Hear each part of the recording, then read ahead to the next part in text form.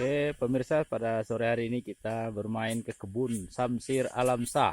Nah, pada sore hari ini kita akan melihat Bung Samsir membuat sapu lidi. Ini pembuatan sapu lidi yang dilakukan oleh Bung Samsir Alam Shah dengan beberapa keponakannya. Jadi sapu lidi yang biasa dipergunakan di Desa Batu Ampar ini adalah menggunakan lidi aren atau daun aren. Kemudian daunnya itu dipisahkan ya, Bung Samsir ya? Hah? Dipisahkan antara daun dengan lidinya. Kemudian lidinya itu digabungkan untuk menjadi sapu lidi. Bisa? Ayah? Bisa kau ada? Bisa? Mana yang ada, mana yang jadi?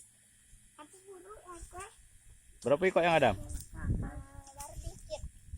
Baru dikit. Ini sapu lidi nanti akan dipergunakan oleh Samsir untuk sapu di pondok ini.